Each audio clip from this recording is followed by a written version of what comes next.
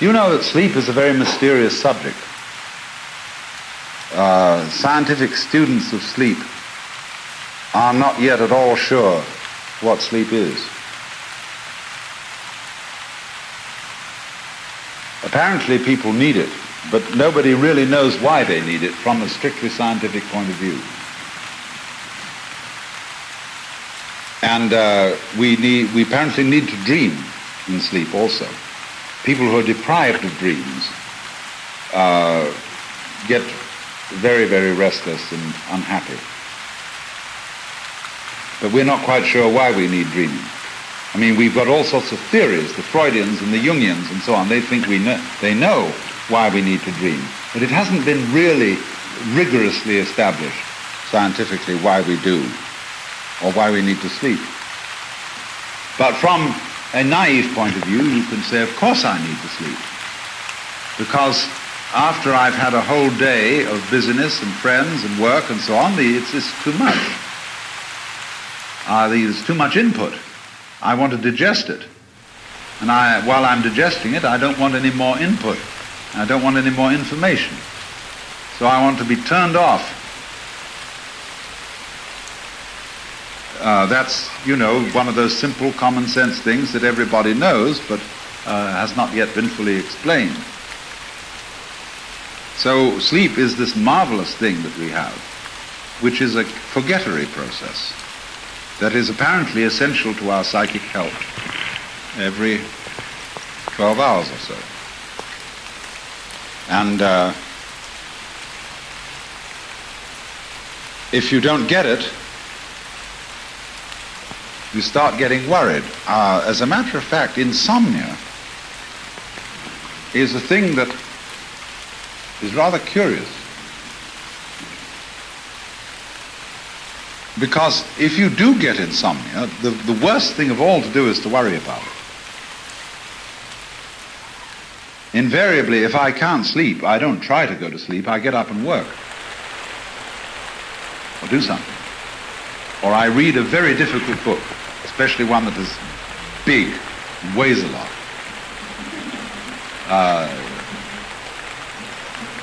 This is a good way to go to sleep. But if you have insomnia, don't ever try to go to sleep. Nobody can try to go to sleep. Lots of mothers think they can get their children, and they say, darling, try to go to sleep. Didn't your mother say to you, try to go to sleep? Because she wanted to get you out of the way. That was the only reason she said, try to go to sleep. Or she thought perhaps it was good for you, and that you ought really to get your sleep. Like telling some child that it's got to eat its spinach. And the child can start chewing and chewing and chewing on meat or spinach, which tastes of nothing, and it chews it into an absolute hard, stiff pulp, and there's just nothing to be done with it except spit it out. And they've already extracted by their teeth instead of their stomach all the vital juices from the thing, and all that remains is roughage. And you say to children, you must go to the bathroom after breakfast. Every day, regularly. You must be regular.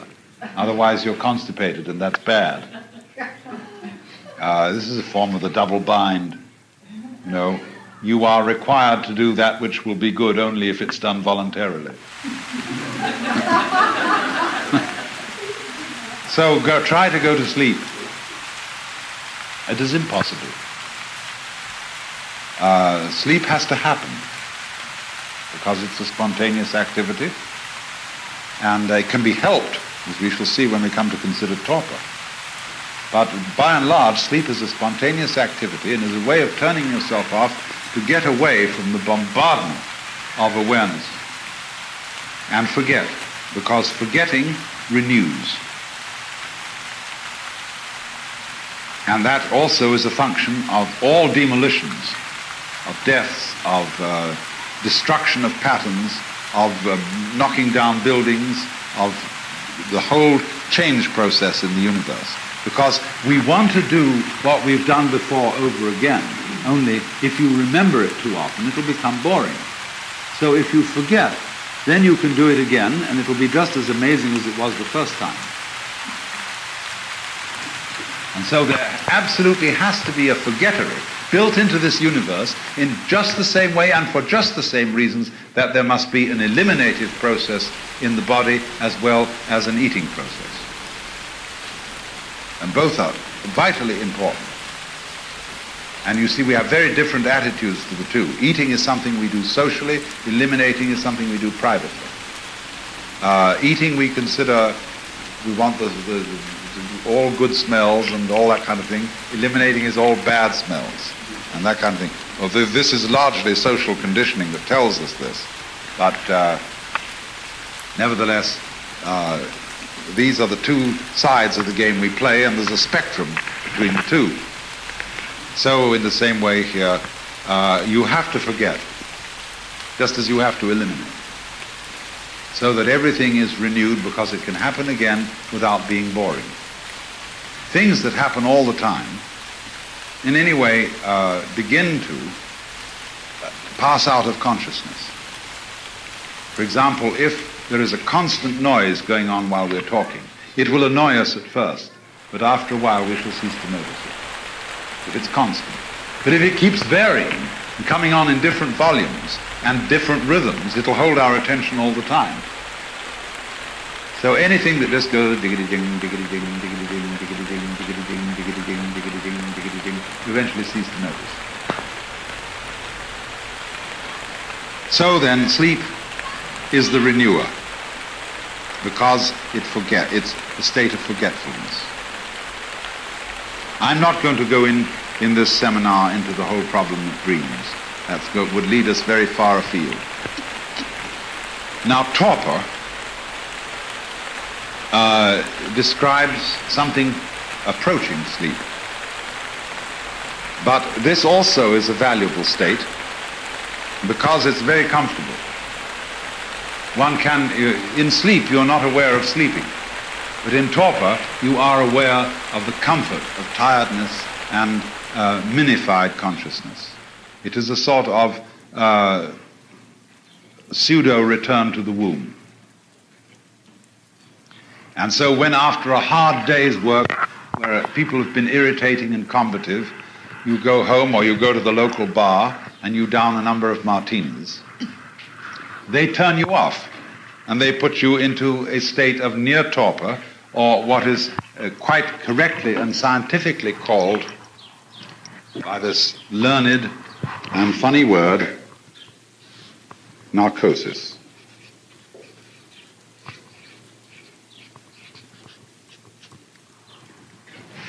Narcosis, Narcissus, is connected with narcosis. It means torpor, reduced consciousness, reduced sensory input. And the reason why Narcissus is associated with narcosis is that Narcissus, when he saw his reflection in the water, didn't know it was himself. And he became so fascinated by this image in the water that he became unaware of everything else. He got hung up, or shall we say, to use current slang, hooked on his own image. And he didn't know it was his own image. That was the only reason he could get hooked on it. So Narcissus and narcosis are associated. And so the permissive narcotic in our culture is alcohol. And other narcotics like opiates exist. But you must remember that you can only correctly use the word narcotic or something inducing the state of consciousness which is torpor. Now you can do it by massage, by relaxation exercises, by hot tubs, many, many ways of inducing torpor. You're not in torpor, you're not truly relaxed, because you tend to lose muscular tonus, which you always retain in true relaxation, but you begin to go like a limp rag. Now there's a place for that in life.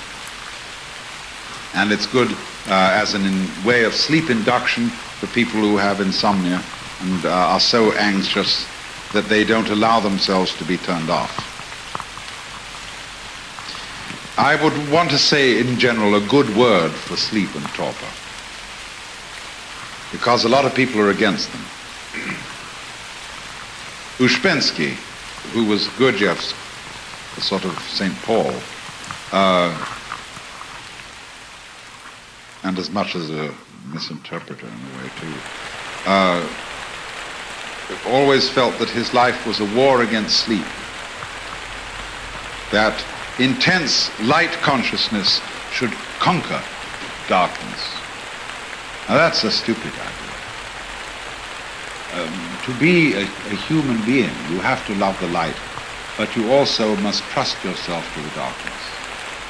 Be able to let yourself go in the faith that you'll arrive back all in one piece. I have a friend her name is Charlotte Selber, and she does a kind of work for which there is no name. She calls it sensory awareness. And one of her experiments is to get a person to lie on the ground, and simply she says to them, now, it's all right, the ground is going to hold you up. So just lie down, and there's nothing else you need to do, because the ground is firm and it will hold you there. Then she examines the person's body after a while and says, look, do you know what you're doing? You're trying to hold yourself together, as if your skin weren't strong enough to contain you. And you're doing this all the time to keep yourself from falling apart. Why?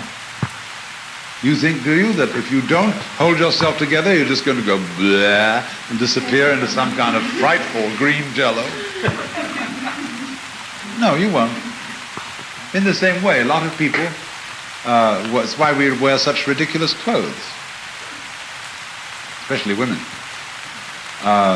Men are pretty bad, but women, the men do it around the neck. You know, that necktie, a symbol of slavery. It's a noose to strangle you. But you feel tight. You're really held in here, and held in by the belt, and women wear girdles that hold them in like this, and the coat that fits your body, jacket, you know, you put it on, and it fits, and you're squeezed, or you get these tight pants that hug you, and you know you're there. Other people, of course, don't know they're there till they're sitting on spikes. Then they really know they're there. And a lot of people make trouble for themselves in order to be able to sit on spikes, so that they know they're there. Now, supposing instead you switch to another kind of clothes, you wear Japanese clothes. I often wear Japanese clothes because they happen to be, for men, the most comfortable form of clothing ever devised. There's only one place where it holds you, and that's at the belt. But you wear the belt not round your waist, but below your belly. And you wear it rather loose. Otherwise, the garments are flowing. They don't interfere with the nature of the cloth, because the cloth is woven on a rectilinear pattern. See, cloth is straight like this. So when you get a Japanese kimono, it folds up instantly for packing. But you try to pack a Western man's jacket or a woman's suit jacket, and there's absolutely no way of folding the thing at all. So it always comes out of your suitcase needing to go to the pressing. But you take a kimono and you put it on, and it falls exactly according to its own nature around you, and they're very dignified. And you feel, but you don't feel closed in. Now that makes some people terribly uncomfortable. If they don't feel pinched and pulled together, they don't feel dressed, and feel this is, I'm going around in the bathrobe. And a lot of people can't wear a bathrobe beyond a certain hour of the day because they don't feel that they're respectable.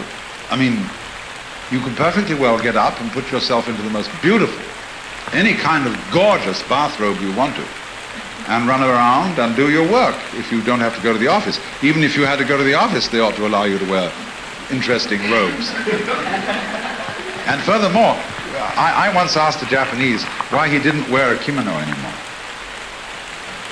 And he said, you can't run for a bus in a kimono. Well, it's perfectly true. Unless you hoist it up and tie it into the belt, you can't. And that's rather undignified. But the thing is that in this age that is now forthcoming, when we're going to cut down the working hours because of automation, people have got to learn to saunter and dawdle. Otherwise they'll get into mischief. And so forms of clothing which are supremely comfortable, which require a kind of a sauntering attitude to life, are going to be very important for the future of civilization. You see, the difficulty of it is this. You cannot teach a selfish person to be unselfish by any means. That is to say, whatever a selfish person does, whether it be giving his body to be burned or giving all that he possesses to the poor, he will still do it in a selfish way of feeling. And he will be able to do this with extreme cunning, a marvelous self-deception, and deception of others besides. But the consequences of fake love are almost invariably destructive, because they build up resentment on the part of the person who does the fake loving, as well as on the part of those who are its recipients. This is why the foreign aid program has been such a dismal failure. Now, of course, you may say that I'm talking in a very impractical way, because you would say, well, do we just have to sit around and wait until we become inwardly converted and learn through the grace of God, on some sort of magic, how to love, and in the meantime do nothing about it and conduct ourselves as selfishly as we feel? There is, as a matter of fact, something to be said for that. Because the first problem in the whole of this is honesty. And the reason why the Lord God says at the beginning of things, thou shalt love the Lord thy God with all thy heart and with all thy soul and with all thy mind, is not because the Lord God is stupid, but because he's very clever. That which appears to be a commandment is actually a challenge, or what in Zen Buddhism would be called a koan, a spiritual problem. Because if you exercise yourself resolutely in trying to love God and or your neighbor, you will find that you get more and more tangled up. You will realize increasingly that the reason why you are attempting to obey this as a commandment is that you want to be the right kind of person. And obviously you want to be the right kind of person for your own reasons. And so if you do, in the first place, feel selfish and come to the conclusion, as a result of trying various experiments with love, that you love yourself more than anybody else, the proper thing to do is to investigate your self-love, to find out why you love yourself and what you mean by yourself when you say you love yourself. For the reason is this: love is not something that is a sort of rare commodity. Everybody has it. Existence is love. But it's like water flowing through a hose. It depends in which direction you point it. So everybody has the force running. And maybe the way in which you find the force of love operating in you is that you have a passionate like of booze, or ice cream, or automobiles, or good-looking members of the opposite sex, or even the same sex. But there is love operating. And people, of course, tend to distinguish between the various kinds of love. There are good kinds, such as divine charity, and allegedly bad kinds, such as, in quotes, animal lust. But it should be understood, I think, that they are all forms of the same thing. But they differ in rather the same way that the colors of light, of white light, divide into the spectrum when passed through a prism. So we might say that the red end of the spectrum of love is Dr. Freud's libido. And the violet end of the spectrum of love is agape, the what is called divine love or divine charity. And that in the middle, the various yellows, blues and greens are friendship, human endearment, consideration, and all that sort of fellow feeling. But it's all the same thing. And so the thing is, first of all, to get it moving. to follow whatever kind of love you have in the first place. Because you cannot control love until you have some to control, until you have it running. You've got to get your car running before you can learn how to drive it. You will not become a skillful driver by sitting at a still car in a garage any more than you will become a skilled dancer if you simply never move your arms and legs. And so the first thing then is to discover what indeed you do love, if anything. And you will find there is something. And then go into the nature of that. Now it's said that selfish people love themselves. I would say that that is really a misunderstanding of the whole thing, because yourself is something that is really impossible to love. There are various reasons for this, but one obvious reason is that loving oneself is as difficult as kissing your own lips. Oneself, when you try to focus on it, to love it or to know it, is oddly elusive. It always slips away like the pursued tail of a dog who is trying to get hold of his own tail. So to pursue your own end has some difficulties about it.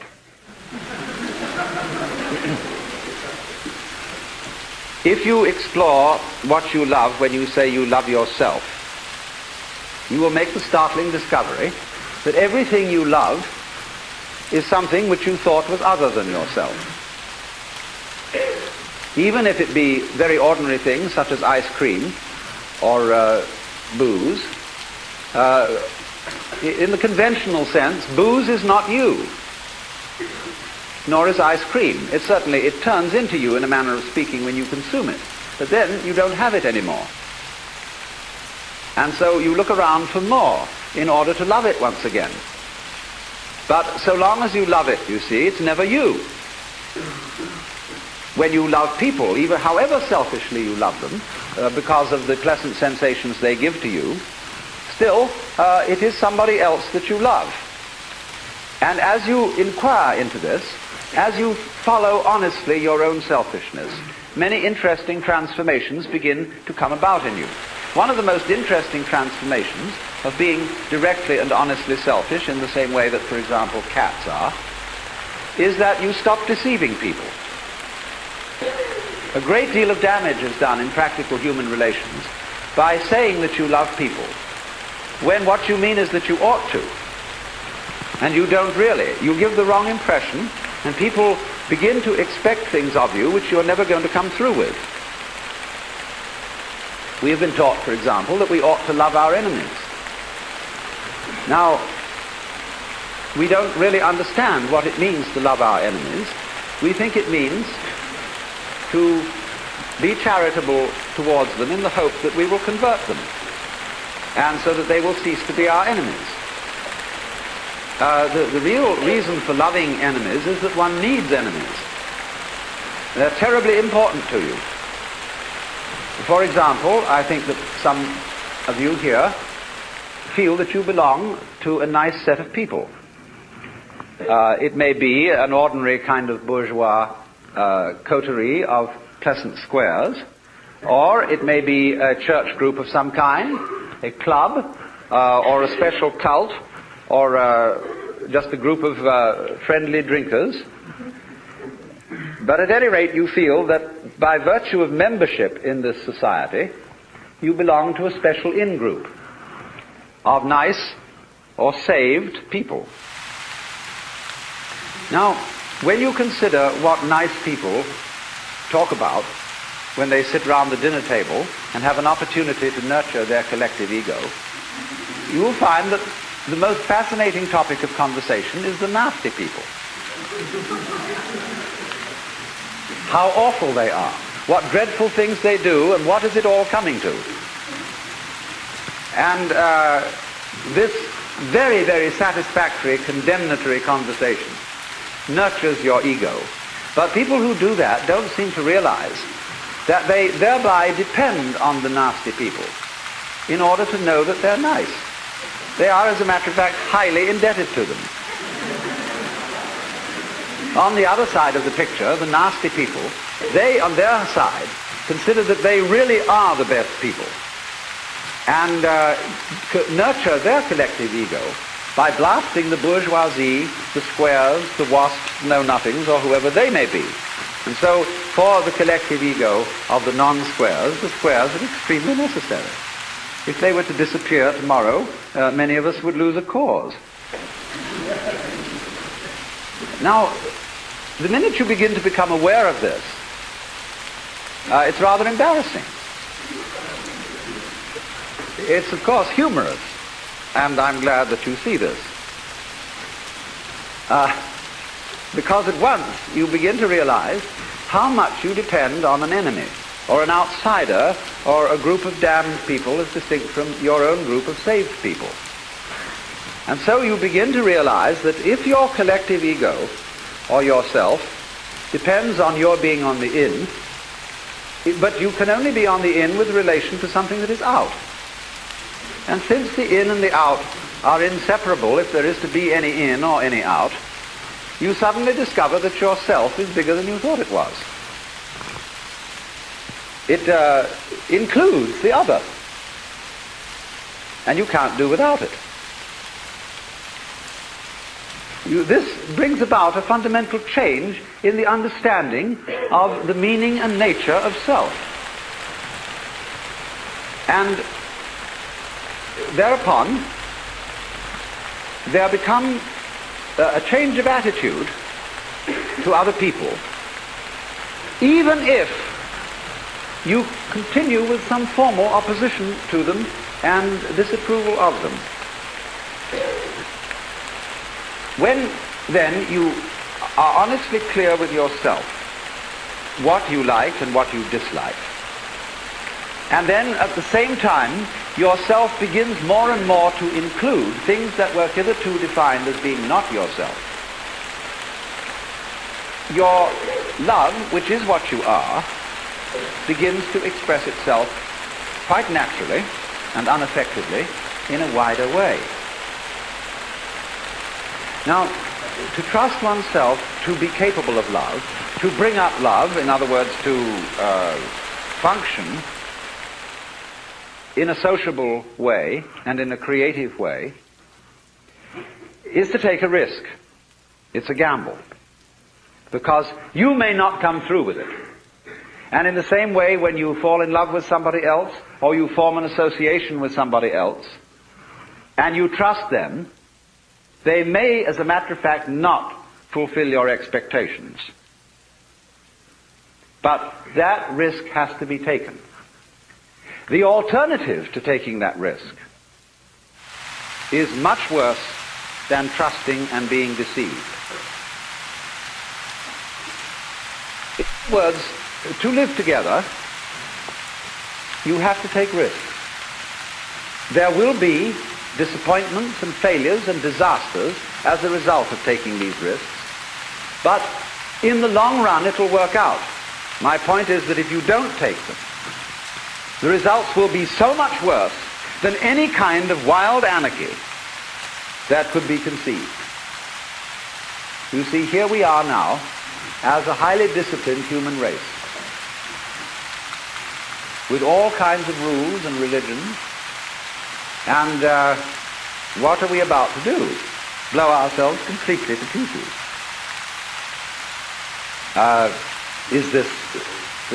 Was this all a good gamble? Because you see, in tying up love in knots and becoming incapable of it, you can't destroy this energy. You turn it, when you won't love and you won't let it out, the thing comes out in the form of self-destruction. The alternative to self-love, in other words, is self-destruction. Because you won't take the risk of loving yourself properly, you will be compelled instead to destroy yourself. Because you see, in tying up love in knots and becoming incapable of it, you can't destroy this energy.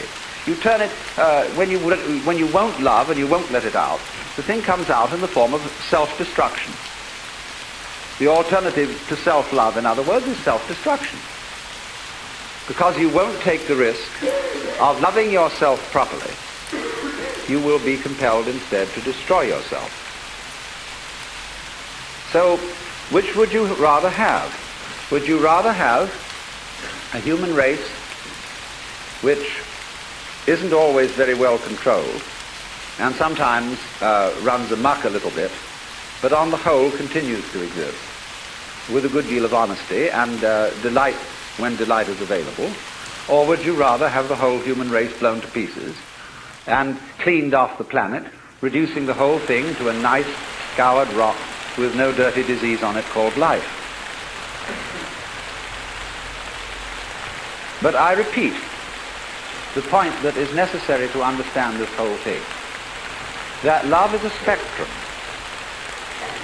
There is not, as it were, nice love and nasty love, spiritual love and material love,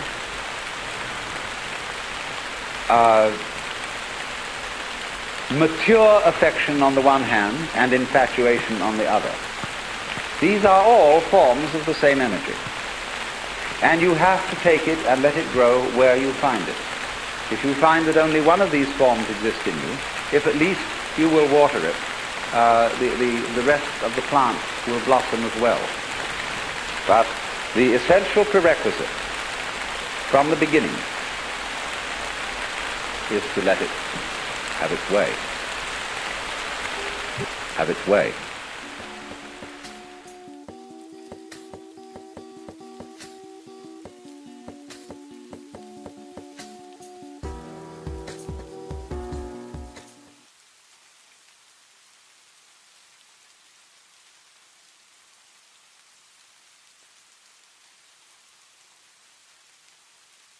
I knew a monk who started out in life as pretty much of an agnostic or an atheist, and then he began to read Henri Bergson, the French philosopher who proclaimed the vital force, the élan vital, and so on. And the more he read into this kind of philosophy, the more he saw that these people were really talking about God. And I've read a great deal of theological reasoning about the existence of God, and they all start out on this line. If you are intelligent and reasonable,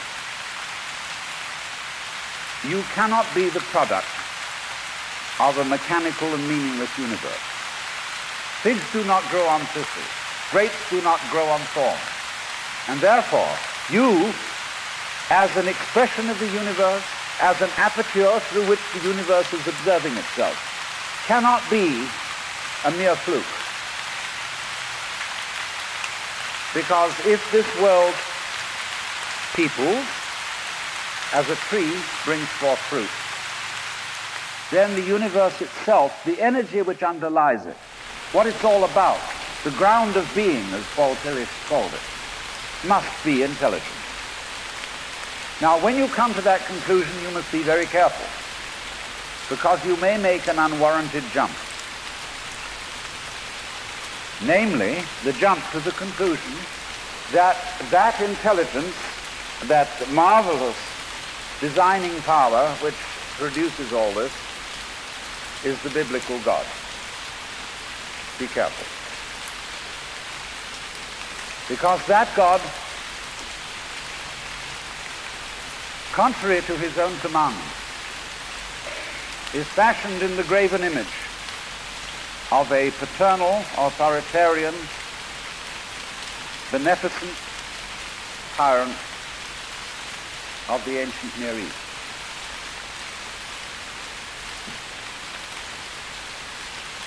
And it's very easy to fall into that trap, because it's all prepared, institutionalized in the Roman Catholic Church, in the synagogues, in the Protestant churches, all there ready for you to accept. And by the pressure of social consensus and so on, it is very natural to assume that when somebody uses the word God, it is that father figure which is intended. Because even Jesus used the analogy, the father, for his experience of God. He had to. There was no other one available to him in his culture. But nowadays, we are in rebellion against the image of the authoritarian father. Especially this has happened in the United States, where it happens that we are a republic and not a monarchy. And if you, as a loyal citizen of this country, think that a republic is the best form of government, you can hardly believe that the universe is a monarchy. But to reject the paternalistic image of God as an idol is not necessarily to be an atheist. Although I have advocated something called atheism in the name of God. That is to say, an experience, a contact, a relationship with God, that is to say, with the ground of your being, that does not have to be embodied or expressed in any specific image. Now, theologians on the whole don't like that idea, because I find in my discourse with them that they want to be a little bit hard-nosed about the nature of God. They want to say that God has indeed a very specific nature. Ethical monotheism means that the governing power of this universe has some extremely definite opinions and rules to which our minds and acts must be conformed. And if you don't watch out, you'll go against the fundamental grain of the universe and be punished in some way. Old-fashionedly, you will burn in the fires of hell forever. More modern-fashionedly, you will fail to be an authentic person. It's another way of talking about it. But there is this feeling, you see, that there is authority behind the world, and it's not you. It's something else. Like we say, that's something else that's far out. And therefore, this Jewish, Christian, and indeed Muslim approach makes a lot of people feel rather strange, estranged from the root and ground of being. There are a lot of people who never grow up and are always in awe of an image of grandfather. Now, I'm a grandfather. I have 5 grandchildren, and so I'm no longer in awe of grandfathers. I know I'm just as stupid as my own grandfathers were, and therefore am not about to bow down to an image of God with a long white beard. Now, naturally, of course, we intelligent people don't believe in that kind of a God, not really. I mean, we think that God is spirit, that God is very undefinable and infinite and all that kind of thing. But nevertheless, the images of God are have a far more powerful effect upon our emotions than our ideas. And when people read the Bible and sing hymns, Ancient of Days, who sitteth throned in glory, immortal, invisible, God only wise, and light inaccessible hid from our eyes. It's still got that fellow up there with a beard. It's way in the back of the emotion. And so we should think, first of all, in contrary imagery, and the contrary imagery is, she's black. Imagine instead of God the Father, God the Mother. And imagine that this is not a luminous being, blazing with light, but an unfathomable darkness, such as is portrayed in Hindu mythology by Kali, K-A-L-I, the Great Mother, who is represented in the most terrible imagery. Kali has a tongue hanging out long, drooling with blood. She has fanged teeth. She has a scimitar in one hand and a severed head in the other. And she is trampling on the body of her husband, who is Shiva. Shiva represents also, furthermore, the destructive aspect of the deity, wherein all things are dissolved so that they be reborn again. And here is this blood-sucking, terrible mother as the image of the supreme reality behind this universe. Imagine, it's the representative of the octopus, the spider, the awful octopus, the creepy crawlies at the end of the line, which we're all terrified of. Now that's a very important image, because let us suppose, just for the sake of argument, that all of you sitting here right now are feeling fairly all right. I mean, you're not in hospital. You don't have the screaming meanies. You have a sense you probably had dinner and are feeling pretty good. But you know that you feel that you're fairly good because in the background of your mind, very far off in the background of your mind, you've got the sensation of something absolutely ghastly that simply mustn't happen. And so against that, which is not happening, and which doesn't necessarily have to happen, but by comparison with that, you feel pretty all right.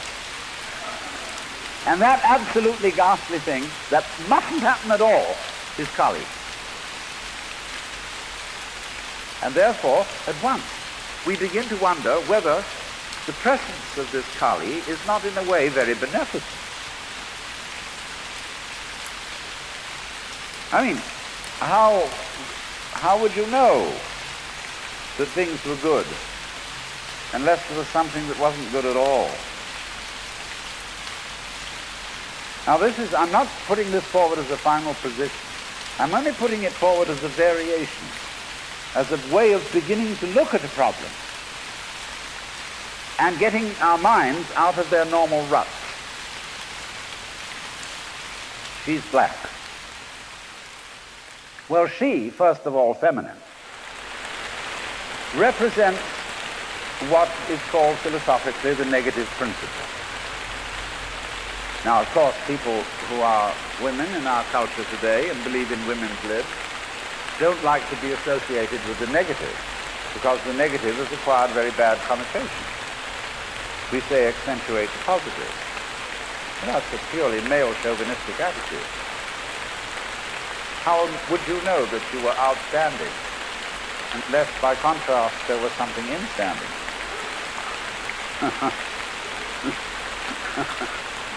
You cannot appreciate the convex without the concave. You cannot appreciate the firm without the yielding. And therefore the so-called negativity of the feminine principle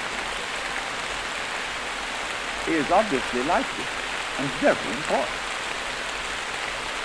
But we live in a culture which doesn't notice it. You see a painting, a drawing of a bird, and you don't notice the white paper underneath it. You see a printed book, and you think that what is important is the printing, and the page doesn't matter. And yet, if you reconsider the whole thing, how could there be visible printing without the page underlying it? What is called substance, that which stands underneath, underneath, stands. To be substantial is to be underlying, to be the support, to be the foundation of the world. And of course, this is the great function of the feminine, to be the substance. And therefore, the feminine is represented by space, which is, of course, black at night, But were it not for black and empty space, there would be no possibility whatsoever of seeing the stars. Stars shine out of space, and astronomers, very high-powered astronomers, are beginning to realize that stars are a function of space. Now that's difficult for our common sense, because we think that space is simply inert nothingness. But we don't realize that space is completely basic to everything. It's like your consciousness. Nobody can imagine what consciousness is. The most elusive, whatever it is, that there is at all. Because it's the background of everything else that we know. Therefore, we don't really pay much attention to it. We pay attention to the things within the field of consciousness, to the outlines, to the objects, to the so-called things that are in the field of vision, the sounds that are in the field of hearing, and so forth. But what it is, that ever it is, that embraces all that, we don't pay much attention to it. We can't even think about it. Like trying to look at your head. You know, you try to look at your head, and what do you find? You don't even find the black blob in the middle of things. You just don't find anything. And yet that is that out of which you see, just as space is that out of which the stars shine. So there's something very clear about all this. That which you can't put your finger on, that which always escapes you, that which is completely elusive, the blank, seems to be absolutely necessary for there to be anything whatsoever. Now let's take this further. Kali also is the principle of death, because she carries a scimitar in one hand and a severed head in the other. Death. This is tremendously important to think about. We put it off. Death is swept under the carpet in our culture. In the hospital, they try to keep you alive as long as possible in utter desperation. They won't tell you that you're going to die. They, when their relatives have to be informed that it's a hopeless case, they say, don't tell this to the patient. And all the relatives come around with hollow grins and say, well, you'll be all right in about a month, and then we'll go and have a holiday somewhere and sit by the sea and listen to the birds and whatnot. And the dying person knows that this is mockery. Well, of course, we've made death howl with all kinds of ghouls. We've invented dreadful afterlife. I mean, the Christian version of heaven is as abominable as the Christian version of hell. I mean, nobody wants to be in church forever. Children are absolutely horrified when they hear these hymns which say, prostrate before thy throne to lie and gaze on thee. They can't imagine what this imagery means. I mean, in a very subtle theological way, I could wangle that statement around to make it extremely profound. I mean, to be prostrate at once and to gaze on the other hand, see, is a coincidentia oppositorum, a coincidence of opposites, which is very, very deep. But to a child, it is a crick in the neck. And that's the sort of imagery we're brought up with. So the idea of what might happen after death. Well, you're going to be faced with your judge. The one who knows all about you. This is Big Papa, who knows you were a naughty boy and a very naughty girl, especially girl, from the beginning of things. He's going to look right through to the core of your inauthentic existence. And what kind of heebie-jeebies may come up. Or you may believe in reincarnation. And you think that your next life will be the rewards and the punishments for what you've done in this life. And you know you got away with murder in this life. And the most awful things are going to happen next time around. So you look upon death as a catastrophe. Then there are other people who say, well, when you're dead, you're dead. Just nothing going to happen at all. So what you got to worry about? Well, we don't quite like that idea, because it spooks us. You know, what's it be like to die? To go to sleep and never, never, never wake up? Well, a lot of things it's not going to be like. It's not going to be like being buried alive. It's not going to be like being in the darkness forever. I tell you what, it's going to be like as if you never had existed at all. Not only you, but everything else as well. That just there was never anything, and there's no one to regret it. And there's no problem. Well, think about that for a while. It's kind of a weird feeling you get when you really think about that. You really imagine it. Just to stop altogether. And you can't even call it stop, because you can't have stop without start. And there wasn't any start. There's just no thing. Well, then when you come to think of it, that's the way it was before you were born. I mean, if you go back in memory, as far as you can go, you get to the same place. As you go forward in your anticipation of the future as to what it's going to be like to be dead. Then you get these funny ideas. That this blankness is the necessary counterpart of what we call being. Now, we all think we're alive, don't we? I mean, we're really here, that there is something called existence. You know, the existentialists, Dasein, thrownness, you know, here we are. But how could you be experiencing that as a reality unless you had once been dead? What gives us any ghost of a notion that we're here, except by contrast with the fact that we once weren't? And later on won't be. But this thing is a cycle, like positive and negative poles in electricity. So this then is the value of the symbolism of she is black.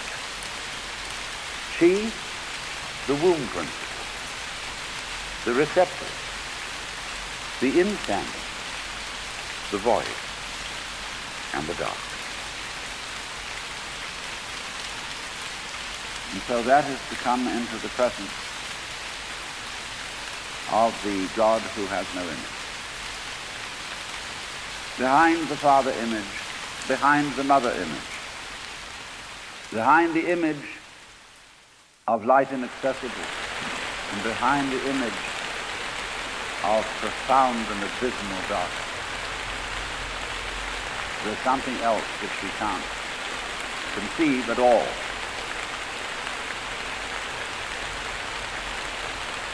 Dionysius the Areopagite called it the luminous darkness.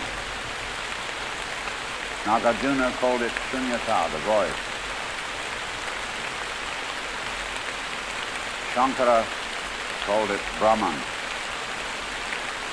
that which can only, of which nothing at all can be said, neti neti, beyond all conception whatsoever.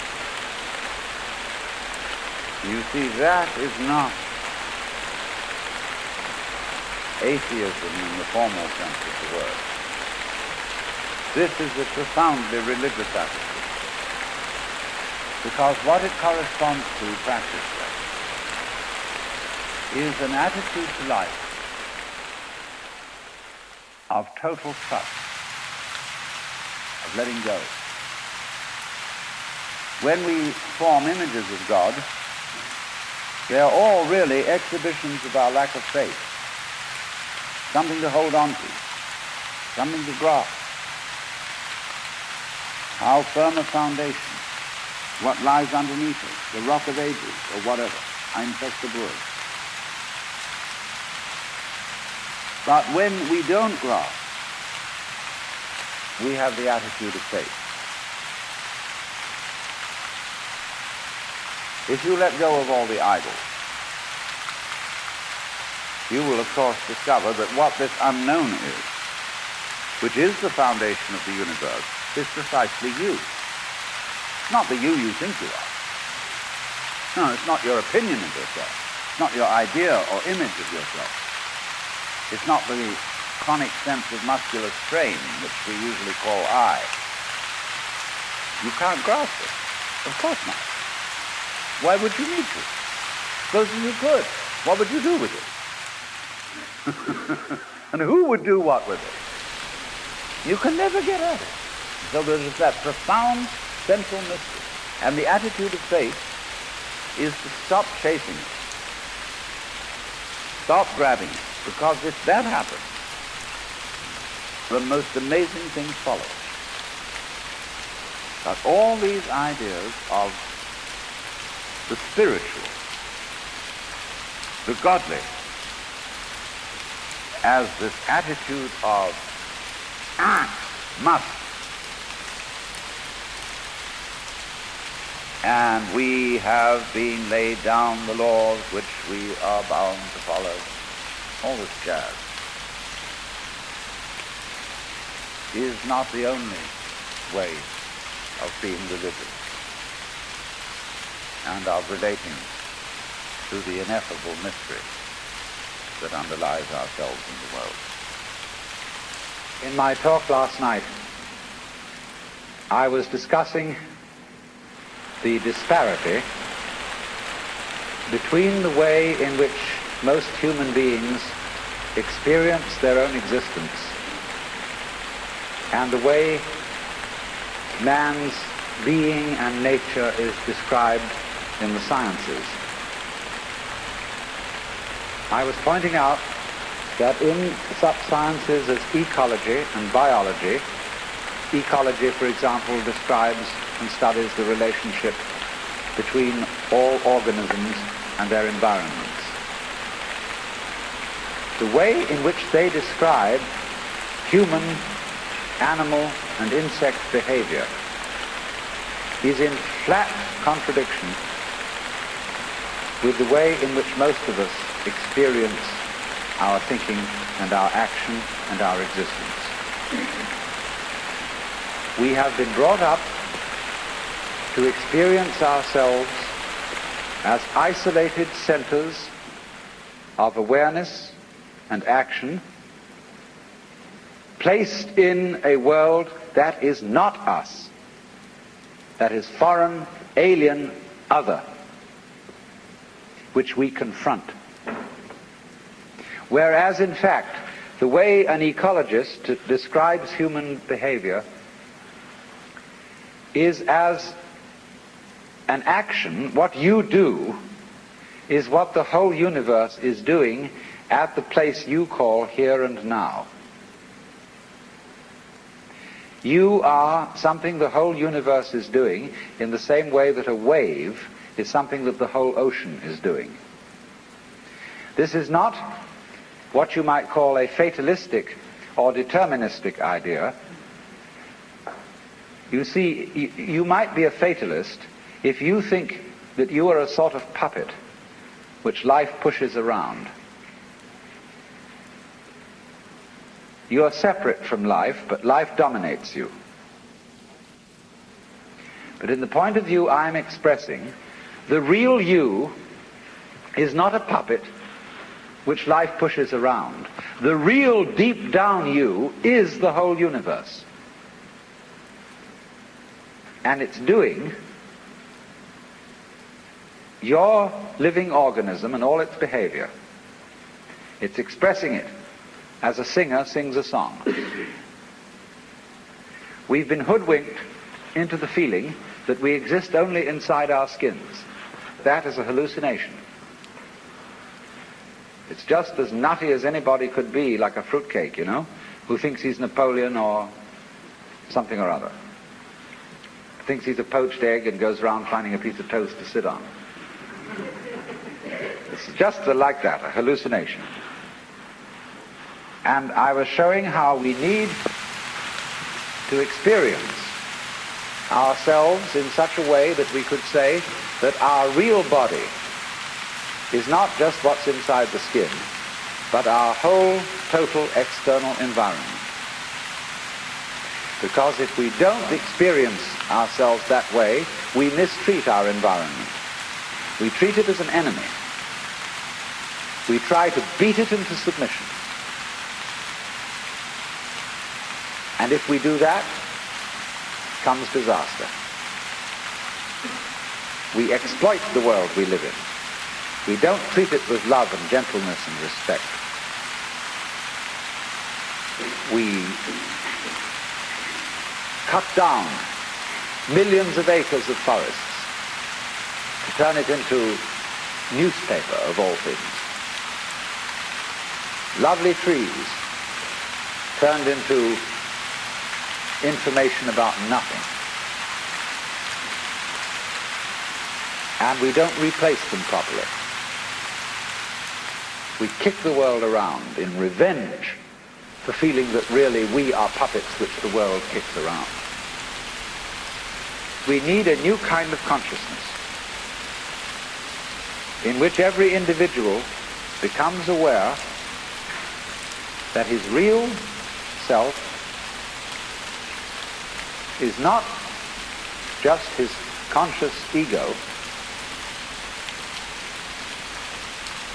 You know, let's take a headlight of a car.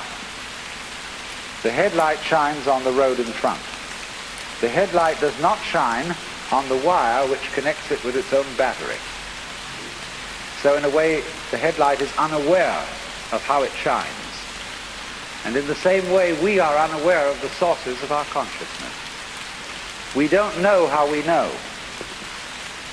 There was a young man who said, though, it seems that I know that I know. What I would like to see is the eye that knows me when I know that I know that I know. And so we are ignorant of, we ignore. It doesn't come within the scope of our attention how it is that we manage to be conscious. How it is that we manage to grow our hair, to shape our bones, to beat our heart, and to secrete all the necessary fluids that we need from our glands. We do it, but we don't know how we do it. Because you see, underneath the superficial self, which pays attention to this and that, there is another self, more really us than I. And if you become aware of that unknown self, the more you become aware of it, the more you realize that it is inseparably connected with everything else that there is. That you are a function of this total galaxy, bounded by the Milky Way, and that furthermore this galaxy is a function of all other galaxies. And that vast thing that you see far off, far off, far off with telescopes, and you look and look and look, one day you're going to wake up and say, why, that's me. And in knowing that, you see that you never die. That you are the eternal thing that comes and goes, that appears now as John Jones, now as Mary Smith, now as Betty Brown, and so it goes forever and ever and ever. Now then, why I've made this point as an introduction to what I want to say tonight is the problem of the relationship of man and nature. You know, in the history of philosophy, there are really three theories of nature. Incidentally, what do you mean when you use the word nature? What is nature study? Natural history. The Museum of Natural History. What do you expect to find there? Well, for many people, nature means the birds, the bees, and the flowers. It means everything that is not artificial. People think, for example, a building like this is not natural, it's artificial. The natural state of the human being is to be naked, but we wear clothes, and that's artificial. We build houses. Is there any difference between a human house and a wasp's nest? or a bird's nest. Not really. But we do have in our minds, you see, the idea that nature is somehow outside us. We've got some nature in us. We say there's a thing called human nature, and mostly bad. Human nature, according to Dr. Freud, is motivated by the libido. And you know what that is. And you can't trust it. In the old days, they used to beat it with whips. But Freud said, don't do it that way. You have to treat it as a good horse trainer trains a horse by giving it a lump of sugar every now and then. And get it controlled that way. Be kind to it. Respect it. Even though it's really very, very disrespectable. Well, now, there are, as I said, in the history of mankind, 3 theories of nature. The first theory is the Western theory, which is that nature is a machine or an artifact. We inherit this from the Hebrews, who believed that nature was made by God in somewhat the same way as a potter makes a pot out of clay, or a carpenter makes a table out of wood. It is not insignificant that Jesus is the son of the carpenter.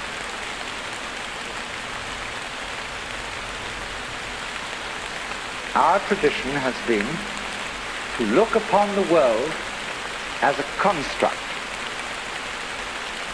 And somebody knows how it was put together. Somebody understands. And that is the constructor, the architect, the Lord God.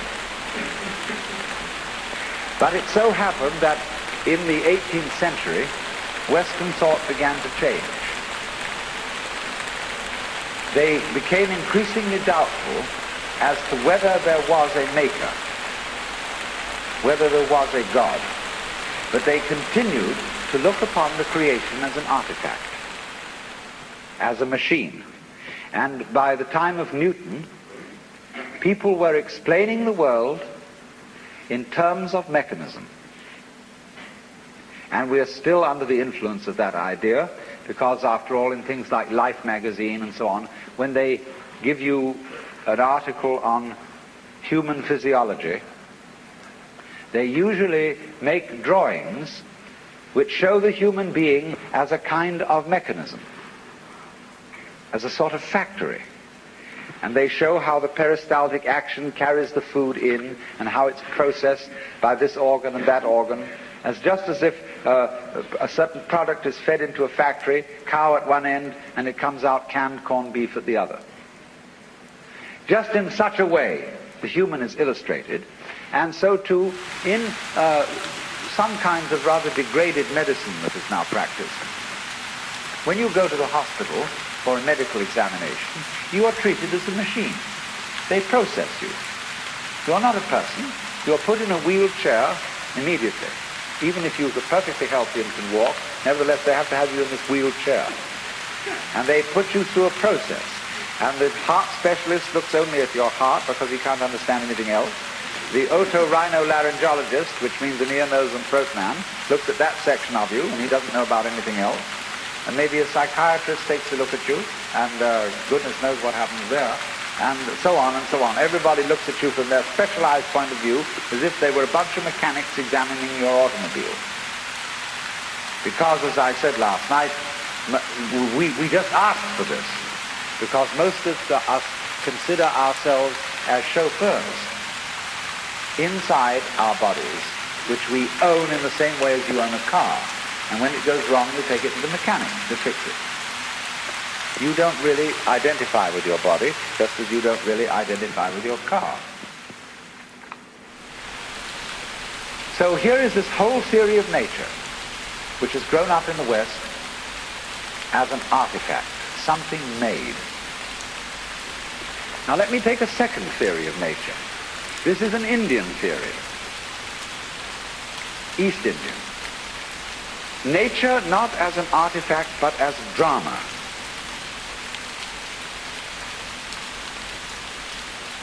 basic to all Hindu thought is the idea that the world is Maya. That is a Sanskrit word which means many things. It means magic, illusion, art, play. All the world's a stage. And in the Hindu idea, there is the ultimate reality of the universe is the self, which they call Brahman or Atman. That's what there is. The self, universal, eternal, boundless, indescribable. And everything that happens on the self. Like you say, it's on me. The drinks tonight are on me. Or like we say, when you hear the radio, it's on the speaker. You see, everything you hear on the radio, flutes, drums, human voices, traffic noises, any imaginable sound, all those sounds are vibrations of the diaphragm in the speaker. But the radio doesn't tell you that. The announcer doesn't come on and say every morning, "Good morning, ladies and gentlemen, this is KQED. The following sounds that you are going to hear are vibrations of the diaphragm in your speaker." And they're not really human voices or musical instruments, but just that. They never let you in on it.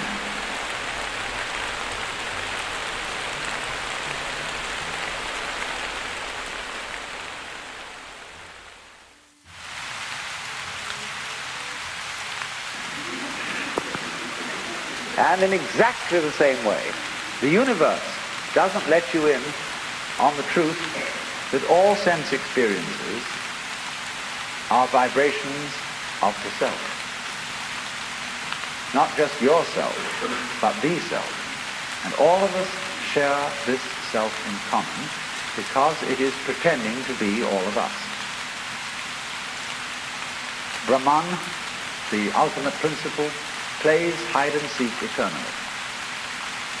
And he does it for unspeakably long periods of time. The Hindus measure time in what is called a kalpa, K-A-L-P-A. That's 4,320,000 years.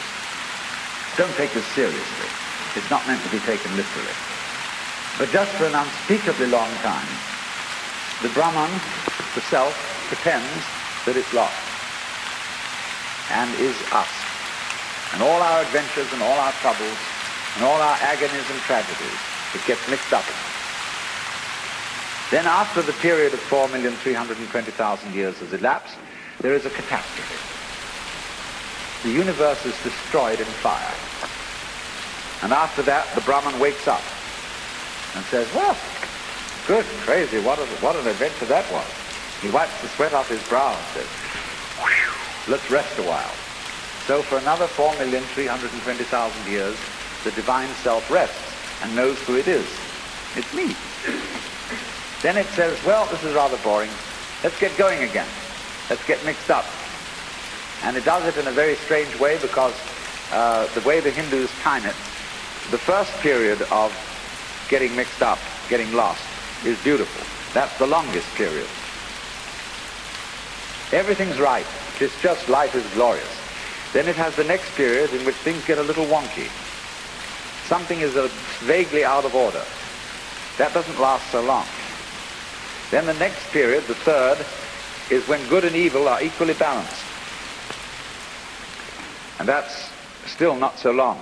Finally comes the shortest period when everything bad triumphs and the whole thing blows up and we begin all over again. We're supposed to be living in that now. It's what's called the Kali Yuga, the age of darkness. And it began on Friday, February the 23rd, 3123 BC. And it has 5,000 years to run. But as it goes on, time gets faster, so don't worry.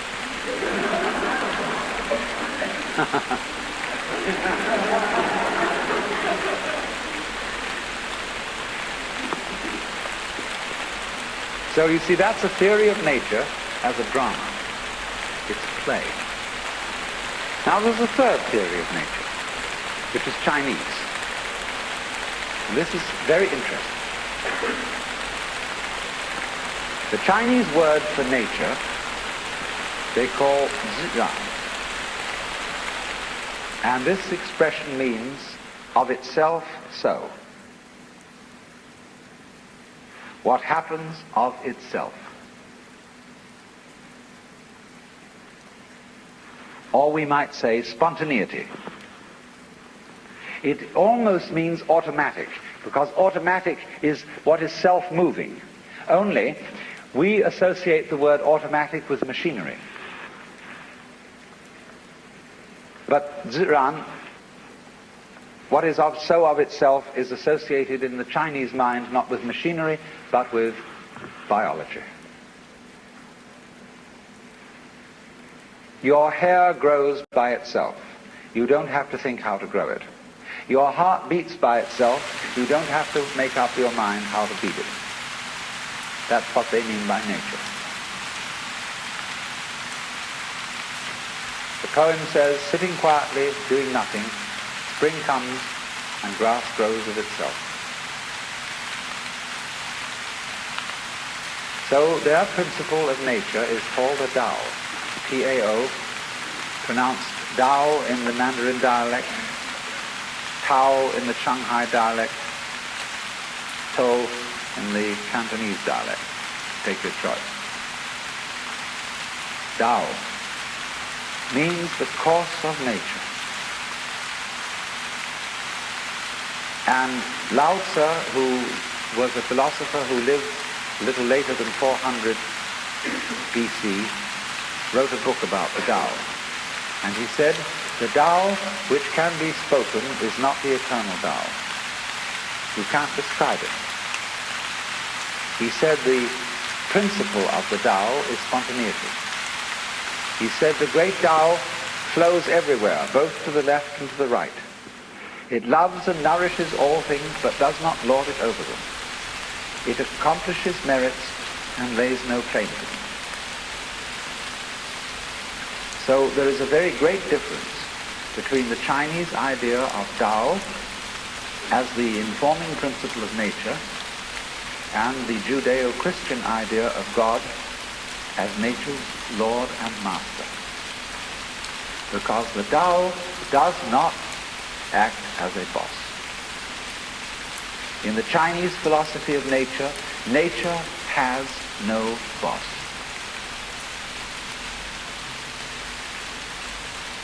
There is no principle that forces things to behave the way they do. It is a completely democratic theory of nature. Correspondingly, you see, most Westerners, whether they be Christians or non-Christians, don't trust nature. Of all things, nature is the thing least to be trusted. You must manage it. You must watch out for it. It will always go wrong if you don't watch out. You know, the goblins will get you if you don't watch out. So we're always feeling that you can't trust it. See, we're absolutely instilled with the idea of original sin. You can't trust nature because it comes out with weeds and insects. And above all, you can't trust human nature. Because if you don't hold a club over yourself, you'll go out and rape your grandmother. Now the Chinese would say, if you can't trust yourself, you can't trust anything. Because if you can't trust yourself, can you trust your mistrust of yourself? Is that well-founded? See? If you can't trust yourself, you are totally mixed up. You haven't a leg to stand on, you haven't a point of departure for anything. And in this respect, the Taoist philosophy and the Confucian philosophy are in agreement. In Confucius philosophy, the fundamental virtue of a human being is called Ren, spelled J-E-N for reasons best known to Chinese scholars. I don't know what they are, but it's pronounced Ren. And it's a character, Chinese character, that Confucius placed as the highest of all virtues, higher than righteousness, higher than benevolence, and it means approximately human-heartedness. Now, Confucius once said that goody-goodies are the thieves of virtue. Virtue in Chinese is de. We Romanize it as T-E-H, de. And it means virtue not in the sense of moral propriety, but virtue in the sense of magic, as when we speak of the healing virtues of a certain plant. A man of true virtue is therefore a human-hearted man. And the meaning of this is that one should above all trust human nature in the full recognition that it's both good and bad, that it's both loving and selfish. Now, let me give an illustration of the wisdom of this. When people fight wars, I trust them if the reason for which they fight a war is to expropriate somebody else's possessions and women. Because they will fight a merciful war. They will not destroy the possessions and the women that they want to capture. They want to enjoy them. And that's a war based on simple, ordinary, everyday human greed. The most awful wars that are waged are the wars waged for moral principles. You are a lousy communist.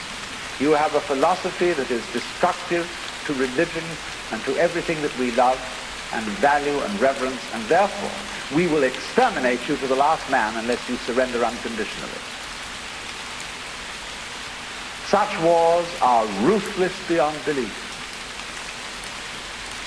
We can blow up whole cities, wipe people out, because we are not greedy. We are righteous. That is why the goody-goodies are the thieves of virtue. If you are going to do something evil, do it for a plain, honest, selfish motive. Don't do it in the name of God. Because if you do, it turns you into a monster who is no longer human. A sadist, a pure destroyer. So an inflexibly righteous person is not human. And that is why, in Chinese ideas of justice, a good judge is not somebody who abides by the book. Their idea of justice is, for God's sake, keep the case out of court. Let us have a consultation behind the scenes, and let's arrange a compromise. Because we know our opponent is a rascal. I know I am a rascal. And therefore there can be a mutual arrangement between thieves. So we summon her, and we talk about it, and we call the judge in an unofficial capacity. And the judge hums and haws, and if he's a good judge, he has a sense of what is called li. Li is justice, but you can't write it down. There's another word for justice or law in Chinese, zi. And this word represents, in its Chinese character form, a cauldron for cooking sacrifices and a knife.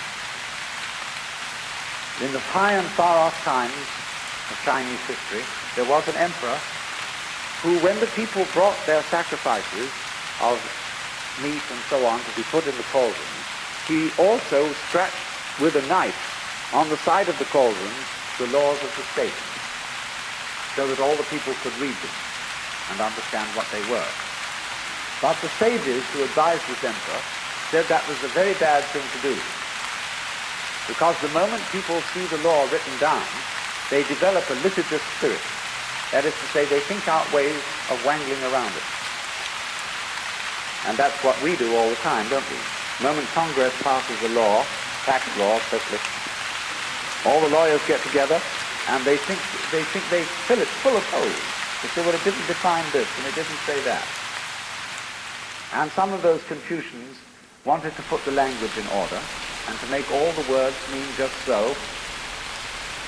But the Taoists laughed at them and said, if you define the words, with what words are you going to define the words that define the words? So they said, therefore, the emperor should not have written the laws down, because a sense of justice is not something you can put in words. It's what our lawyers call equity. And you talk to any lawyer, and he, in discussing various judges around town, he will say, well, Judge so-and-so is pretty much a stickler for the letter of the law. But on the other hand, Judge so-and-so has a sense of equity. He knows when the law, the letter of the law, just doesn't apply to this particular case. And he just has an innate sense of fair play. That's the man to be trusted as a judge. So this is what the Chinese mean by a judge who has the sense of li, of real justice. It can't be written down, it can't be explained, because every case is individual. But what such a man has fundamentally in his heart, he trusts the good and bad of human nature. Human beings are complex.